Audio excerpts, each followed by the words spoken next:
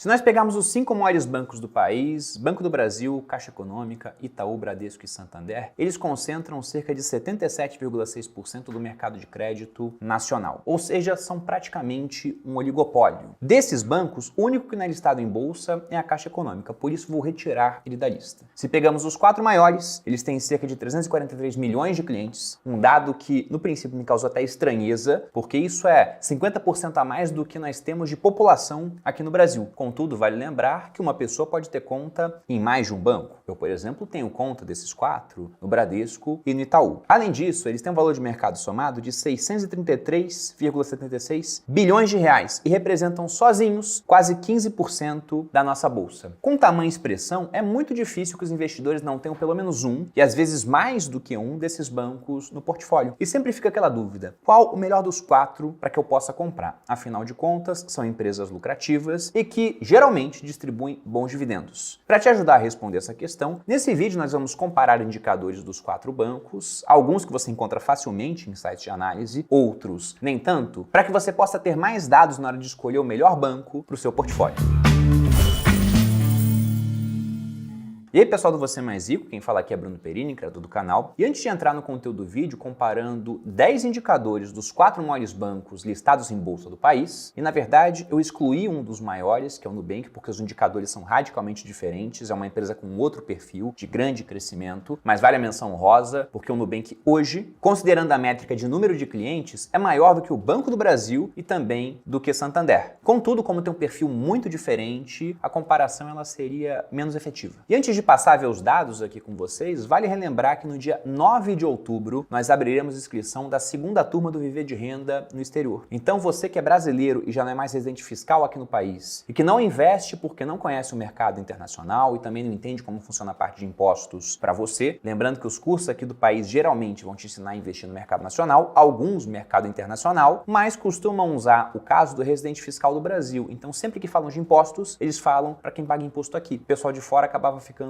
órfão. Até que nós lançamos a primeira turma do Viver de Renda no exterior. Na primeira turma, o Fábio Fares, que é o professor do curso, é monitor no Viver de Renda há 10 turmas, analista, com 25 anos de experiência no mercado, mora atualmente nos Estados Unidos, teve alunos de 25 países diferentes. E todos aprenderam a investir internacionalmente, entendendo como funcionava o imposto para o seu caso específico. Então, para você que é brasileiro e mora nos Estados Unidos, mora em algum país da Europa, da África, da Ásia, da Oceania, no Viver de Renda no exterior você aprenderá a investir globalmente. Inclusive, você nem precisa ser brasileiro. A gente teve alunos também de Portugal, portugueses, também tivemos alguns da Angola, de modo que o estrangeiro também é bem-vindo. O único ponto é que as aulas são atualmente em português. E aí, para quem quiser mais informações do curso, há um link aqui na descrição. Se cadastre nele para receber todos os informes de como funciona o Viver de Renda no exterior. E agora falando do assunto do vídeo, o setor bancário, isso não é mistério para ninguém que acompanha a nossa bolsa, ele é extremamente relevante. Como eu disse na introdução, esses 4 bancos são 15% da nossa bolsa de valores. Se você coloca outros bancos então, isso aí passa de 20%. E sempre que a gente fala de bancos, é interessante lembrar daquele pensamento do Warren Buffett, que no seu portfólio também tem bastante o segmento bancário. Ele costuma afirmar que o melhor negócio do mundo é um banco bem administrado e o segundo melhor é um banco mal administrado. Inclusive, a gente achou uma menção de um político brasileiro falando que o terceiro melhor negócio do mundo é um banco quebrando, porque no final o Estado pode ir lá e salvar ainda, dependendo do tamanho do banco. Então, bancos realmente são bons negócios, né? É onde está o dinheiro. E eles têm, inclusive, uma licença para fabricar dinheiro, lembrando da questão das reservas fracionárias. Então, parte do dinheiro que o banco empresta, ele simplesmente cria através do multiplicador bancário. Mas esse é um assunto para um outro conteúdo, é mais complexo, embora eu já tenha falado disso aqui no canal algumas vezes. E se nós pegamos o maior investidor pessoa física na nossa bolsa, o Luiz Barsi, ele tem até um acrônimo dos melhores setores que nós temos para investir, que é o acrônimo BEST. Você tem o B de bancos, o E de elétricas, 2 S, saneamento e seguros, e o T seria de telecomunicações. E eu concordo, esses são ótimos setores, inclusive concordo com a parte dos bancos. Inclusive eu penso que para a realidade de cada mercado, o Barsi tem maior razão em falar que o setor bancário é muito bom aqui no Brasil, em comparação ao Warren Buffett nos Estados Unidos. Porque se você pega os maiores bancos americanos e os maiores bancos nacionais, os nossos bancos, eles são mais rentáveis. De maneira que, por exemplo, ao investir lá fora, hoje em dia eu uso muito mais mais ETFs, mas quando eu montava minha carteira realmente, eu não tinha bancos internacionais. Porque eu sempre procurava aquilo que faltava no meu portfólio local. E como aqui eu tenho o segmento bancário, ele é muito bom, eu não precisava. O que eu procurava lá fora, por exemplo, empresas de tecnologia, porque, no meu entendimento, são muito superiores às nossas. E, na verdade, não só no meu entendimento, né? No entendimento de qualquer pessoa que use um pouco de tecnologia. Dá para se discutir questão de preço, mas em termos de qualidade da tecnologia, não há comparação. Inclusive, pensando naquele investidor que quer ter bancos no seu portfólio, e essa foi uma sugestão que vocês deixaram em comentários aqui no YouTube, nós pegamos esses 4 maiores bancos listados para fazer uma comparação entre seus indicadores. Para isso, pegamos 5 indicadores que vocês encontram facilmente em sites de análise e outros 5 que não encontram tão fácil assim. E aí no final vocês vão ver uma tabela onde nós teremos a pontuação geral, mostrando qual banco teria os melhores indicadores e aquele que teria os piores. Mas eu já lembro que isso não é uma recomendação de investimento, até porque muitas vezes o banco que já tem os melhores indicadores pode estar com preço esticado, enquanto o banco que tem os piores está com preço muito descontado, se tornando provavelmente a melhor compra naquele período. Então isso é só para te ajudar a entender esses dados bancários. E o primeiro indicador que nós pegamos para iniciar essa comparação é o índice de preço-lucro. Acho até melhor listar todos os indicadores de cara, né? Os 5 que nós veremos que você encontra em sites são preço-lucro, dividend yield, preço ao valor patrimonial, o ROI, a rentabilidade que o banco consegue sobre o seu patrimônio líquido e a margem líquida. Os outros 5 que nós veremos, que são mais complicados de encontrar, são o índice de Basileia, o índice de eficiência, a inadimplência acima de 90 dias, ROI ajustado e a carteira de crédito. E se você não sabe o que é cada um desses indicadores, eu explico antes de mostrar o dado. Então, começando com o preço-lucro, que é um dos indicadores mais observados nas empresas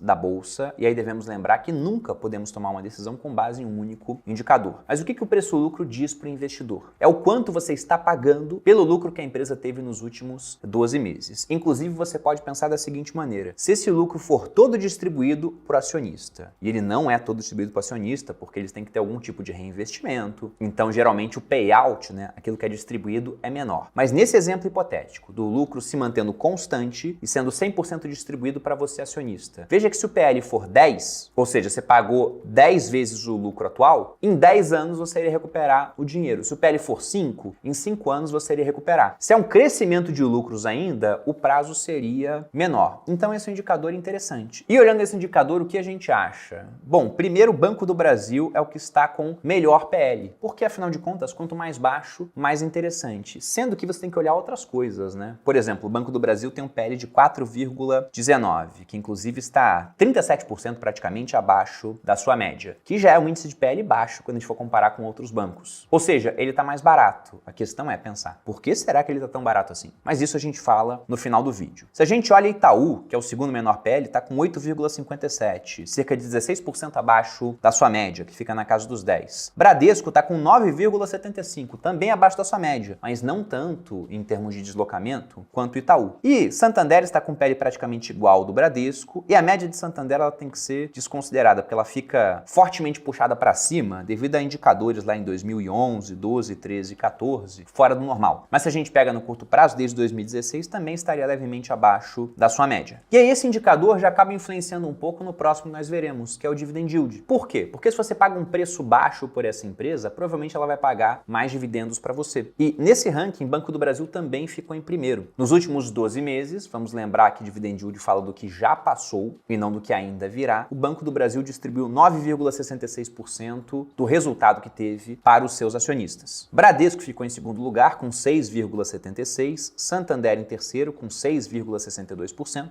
e Itaú em quarto com 4,45%. Para quem não sabe o que é o dividend yield, como ele é calculado, pense no seguinte: uma ação hoje custa R$10 e ao longo dos últimos 12 meses houve R$1 de distribuição de dividendos. Eles pegam esse R$1, dividem por 10 e dividend yield é dado em percentual, ou seja, você multiplica esse resultado por 100. 1 por 10 é 0,1, você multiplica por 100, daria 10% de dividend yield. A próxima métrica, que é também uma métrica de valuation, assim como o preço-lucro, é comparar o preço que você paga na ação ao valor patrimonial da ação, ou o preço que você paga na empresa sobre o valor patrimonial da empresa. A única coisa que muda é que uma ação é um pedaço de uma empresa, né? Então você estaria vendo o lucro por ação, enquanto aqui você vê o lucro da empresa como um todo nos últimos 12 meses. E vamos lembrar também o que é esse valor patrimonial. É simplesmente o patrimônio líquido da empresa, que vem da diferença entre os ativos que ela tem, os seus bens e os seus direitos, menos os passivos, passivos, as obrigações que ela possui. Essa diferença é o patrimônio líquido. Isso basicamente mostra, né, o que os acionistas têm de riqueza dentro da empresa. Pode ser que o mercado queira pagar naquela empresa muito mais do que o patrimônio líquido existente. Mas hoje, nos bancos, nesses 4 que estamos observando, o único que tem um prêmio sobre o seu patrimônio líquido é o Itaú. Os outros todos negociam abaixo do patrimônio líquido, o que inclusive é bem interessante, né? Se você pega o Investidor Inteligente, aquele calhamaço escrito pelo Benjamin Graham, que foi o professor do Buffett, tem um trecho lá onde ele fala sobre essas compras de empresas negociadas abaixo do patrimônio líquido. Ele fala que se você consegue comprar uma empresa negociando a 70% do patrimônio líquido, sobretudo se ela for lucrativa, você dificilmente faria um mau negócio. Não chega a ser o caso aqui, não tem esse desconto todo, mas se nós colocamos na ordem do maior para o menor desconto, o que nós temos, como você pode ver na tela, é o Banco do Brasil negociando a 84% do seu patrimônio líquido. Com desconto, ele negocia na média ao seu patrimônio, e aí você pode entender que você está comprando uma nota de R$100 nesse caso por 84, sendo que essa nota provavelmente não vai baixar muito de valor, porque afinal de contas o banco continua crescendo receita e crescendo lucro. Pelo menos é o que ele fez ao longo do tempo, né? Não sabemos como é que será no futuro. Santander é o segundo, está negociando a 87% do seu valor patrimonial. E aqui devemos desconsiderar a média, porque o preço pago lá atrás era muito alto, mesma coisa aconteceu com o preço-lucro, e acaba distorcendo o indicador. Em terceiro nós temos Bradesco, que está negociando a 95% do seu valor patrimonial. Quem acompanha o quadro Viver de Ações, inclusive, sabe que eu, que nunca tive Bradesco em carteira, resolvi comprar esse ano, por conta da oportunidade de comprar essa empresa abaixo do seu valor patrimonial, sendo que ela sempre negociou acima, então ela tinha um prêmio sobre o valor patrimonial. Agora, por exemplo, e a média de Bradesco ela pode ser utilizada, que é de 1,64% do PVP, eu estou pagando 0,95%.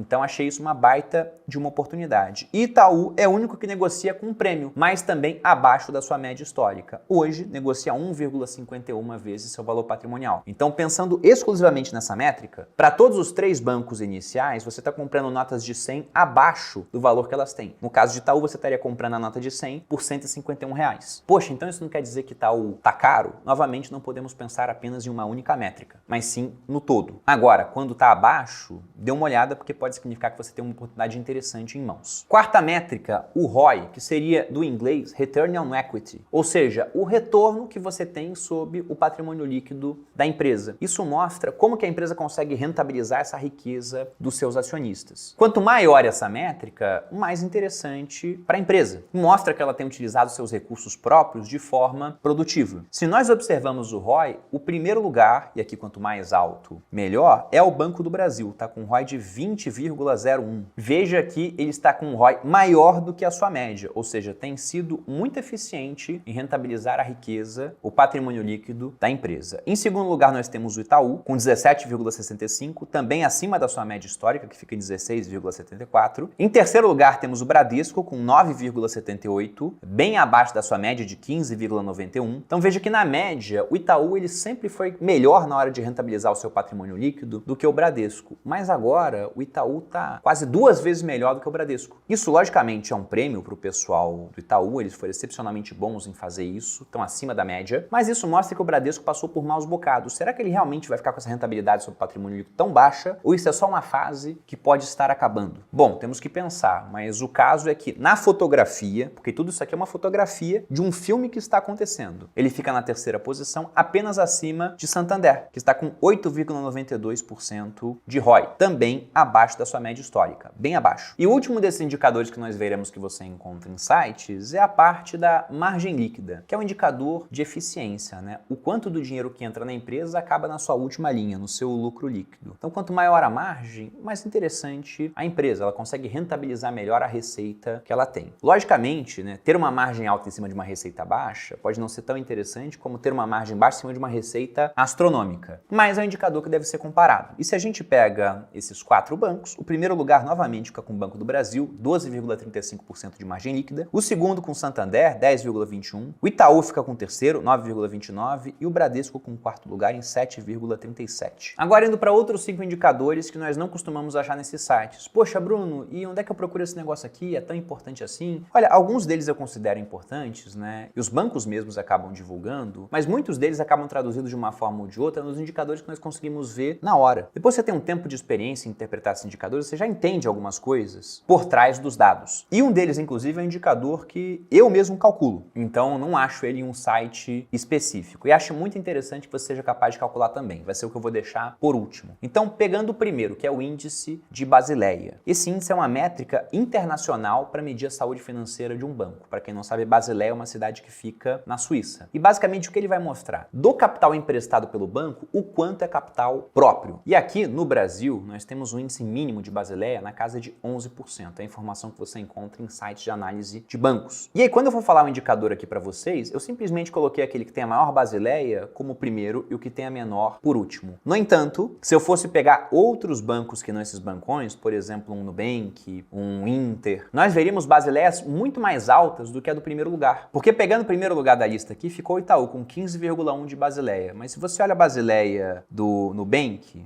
aqui está em 17,7 na fonte que eu estou consultando. Você olha do Banco Inter, está em 29,8. Aí você pensa, caramba, então o Banco Inter é muito mais seguro, porque está emprestando muito menos dinheiro dos outros e muito mais dele próprio, do que outros bancos. Mas a verdade é que isso também indica uma dificuldade do banco em rentabilizar a sua carteira de crédito. Então uma Basileia muito baixa, chegando no nível ali que o Banco Central exige como mínimo, é preocupante? Pode ser. Agora uma Basileia muito alta significa mais segurança? Por um certo ponto de vista, sim, mas também mostra a dificuldade daquele banco específico em emprestar dinheiro, que é a atividade fim de um banco, né? E se ele não empresta bem o dinheiro, tem um lucro menor. E eu acho que a principal métrica para a segurança de um banco é o seu lucro. Quanto mais lucrativo um banco, menor a chance de que ele venha a ter um problema. Afinal, empresa que não lucra, ela acaba quebrando. Empresa lucrativa tende a não quebrar. E aí, feito esse disclaimer, o que nós vemos como segundo, terceiro e quarto lugares? Santander com 13,5 de Basileia, Bradesco com 12,9 e Banco do Brasil com 12,21. Mas não é porque o Banco do Brasil está com 12,21, o último da lista, que, nossa, seria o mais arriscado. Vamos lembrar, inclusive, que é o banco que, tendo problema, teria a maior probabilidade de ser resgatado pelo Estado. Afinal, é um banco de economia mista, né? Tem a participação do Estado. Próximo indicador é o índice de eficiência, que aponta o quanto custa para o banco para que ele possa gerar receita. A conta do índice de eficiência é despesas sobre receitas. Ou seja, veja que você quer um denominador receita o maior possível e um numerador despesa o menor possível. De maneira que, quanto menor o resultado dessa conta, melhor. Você quer pouca despesa para um grande número de receita. Esse índice geralmente é colocado em percentual, então esse resultado, que tende a ser, né, menor do que 1, afinal de contas, se for maior, esse banco vai acabar quebrando, né? Se você, para gerar R$1 de receita, precisa de 2 de despesa, o índice daria 2, mas você está quebrado. E aí, como ele fica em 0,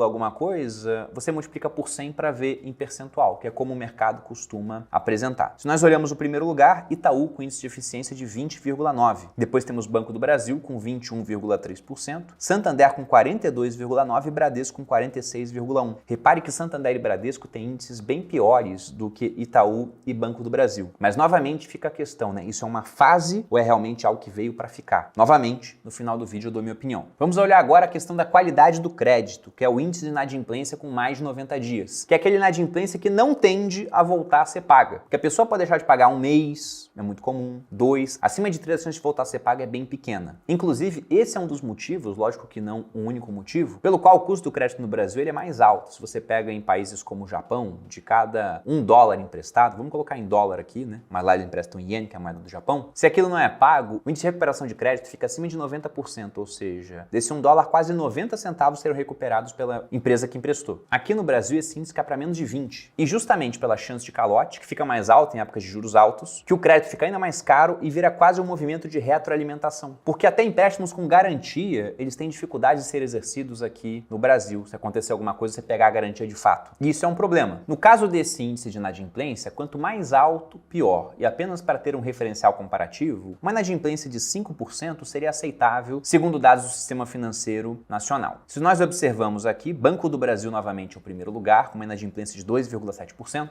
Depois temos Itaú com 3%, Santander com 3,3% e Bradesco é o destaque negativo com 5,9%. E aí já começa a relacionar esses dados com o restante do que a gente viu. Poxa, a inadimplência agora está muito alta. Será que irá se manter alta por mais tempo? Será que já passamos da pior fase? Porque essa inadimplência alta impactou, por exemplo, no preço que você paga pelo lucro, pelo valor patrimonial, na margem da empresa que está mais baixa, em vários indicadores que colocaram o Bradesco mal na relação. Se isso muda, os indicadores também irão mudar no futuro. Agora, quanto à carteira de crédito, né, que é a lista de todos os empréstimos e financiamentos que o banco tem em andamento. A maior carteira de crédito é do Itaú, que está em 1.151 bilhões e 600 milhões, aproximando. O Banco do do Brasil também tem uma carteira de crédito de mais de 1 trilhão, está em 1 trilhão 44 bilhões e 900 milhões, sendo que vale destacar aqui que a carteira de crédito do Banco do Brasil tem uma qualidade bem interessante, porque tem muito funcionário público, também tem muito da parte agrícola. E aí em terceiro você tem o Bradesco, com uma carteira de aproximando 870 bilhões, e Santander com uma carteira de 617 bilhões. Logicamente, uma carteira de crédito com uma inadimplência muito alta, ela não é tão boa quanto uma carteira um pouco menor, com menor índice de inadimplência. E aqui fica o destaque para Itaú Banco do Brasil, com carteiras muito grandes e inadimplências bem mais baixas, sobretudo em comparação com o que aconteceu com o Bradesco. E a última métrica que nós veremos é uma que eu calculo, que é o ROI ajustado, porque nós já observamos o ROI na métrica dos bancos anteriormente, bem no começo, que é a rentabilidade que um banco consegue sobre seu patrimônio líquido, e também observamos o PVP, o preço que você paga pelo valor patrimonial. Então, se, por exemplo, você está comprando uma empresa que tem um ROI de 20% por uma vez seu valor patrimonial, aquele você pode entender como o ROI do seu investimento naquela empresa. Lógico que empresas têm suas ações negociadas em bolsa, elas terão preço das ações ditados por oferta e demanda. Então, se muita gente quer comprar as ações, o preço tende a subir. Se muita gente quer vender e ninguém quer comprar, o preço tende a cair. Mas você poderia entender o seguinte, né? Se você coloca R$1 milhão,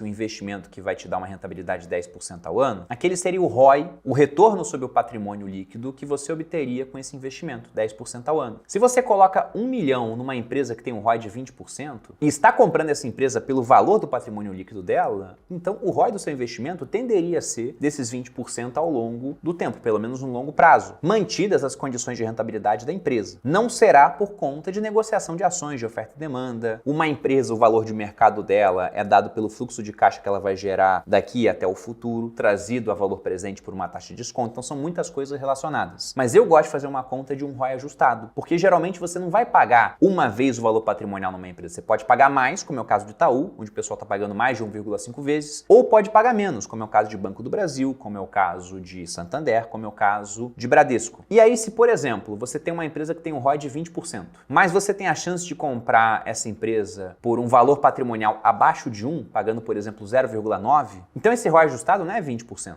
É de 22,22%, né? Estou dividindo 20% por 0,9. Então, fazendo essa mesma conta para os nossos 4 bancos, o ROI ajustado de Banco do Brasil no momento seria de 23,82%, o maior. Itaú, 11,68%. Veja que o ROI de Itaú era bem alto, mas na hora que você ajusta pelo preço que você paga no valor patrimonial, ele cai bastante. E fica próximo do de Bradesco e Santander, com 10,29% para Bradesco e 10,25% para Santander, porque esses dois estão negociando abaixo do valor patrimonial. O de Banco do Brasil vai lá para cima porque ela negocia muito abaixo do valor patrimonial. E aí, com esses 10 dados, nós temos o seguinte ranking. Como você pode ver na tabela que está na tela, Banco do Brasil foi aquele que ficou em primeiro na maior parte das vezes. Ele pegou o primeiro lugar 7 vezes, e quando não ficou em primeiro, ficou em segundo, mais 2, e somente em Basileia, que como eu falei para vocês, eu considero menos importante para essas grandes instituições, que ele ficou em quarto. O Itaú ficou no segundo lugar geral, depois nós tivemos Santander e, por último, o Banco Bradesco. Veja que na linha total, né, quem tem a menor pontuação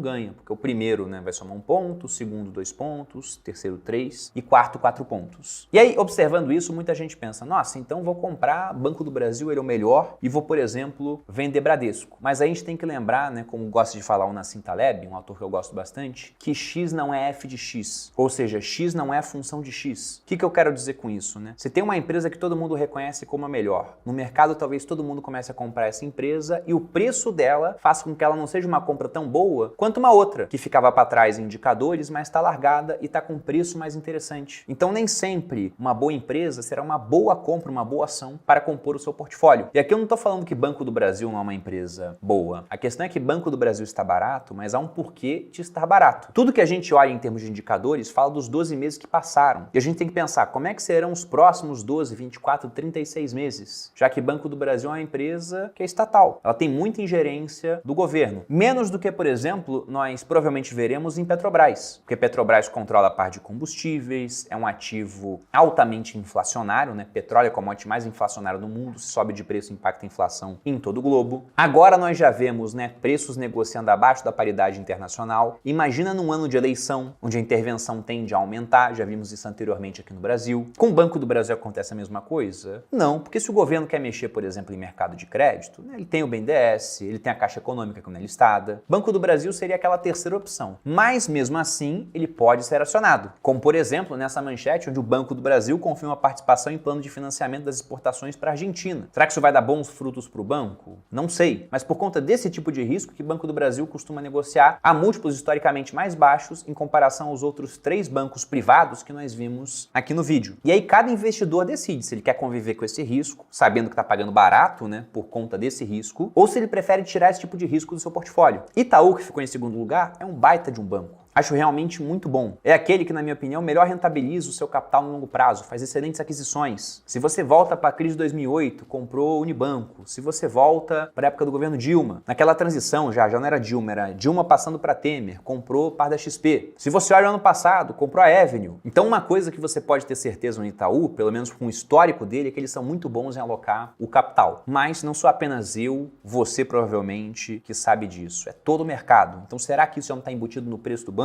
Que em várias métricas fica mais esticado do que dos outros dois. E nós temos Santander e Bradesco, que passam por problemas agora e a questão é pensar, será que vão resolver esses problemas ou que essa rentabilidade mais baixa que eles conseguem sobre o patrimônio líquido, essa margem mais apertada, uma inadimplência mais alta, principalmente no caso do Bradesco, vieram para ficar? Então é nesse tipo de pergunta que você tem que pensar e com base na resposta que você dará, que você vai decidir qual a melhor empresa para compor o seu portfólio. Agora, quanto aos indicadores, foi o ranking que nós vimos aqui, dando a César o que é de César, Banco do Brasil em primeiro, Itaú em segundo, Santander em terceiro e Bradesco em quarto. Para quem quiser saber qual desses 4 aqui eu prefiro, bom, isso está muito claro lá no quadro Viver de Ações, né? Então acompanha o quadro. Da minha parte era isso, espero que você tenha gostado de mais esse vídeo. Se você gostou, desse seu like, se inscreva aqui no Você Mais Rico, me acompanhe nas redes sociais, um grande abraço e até a próxima.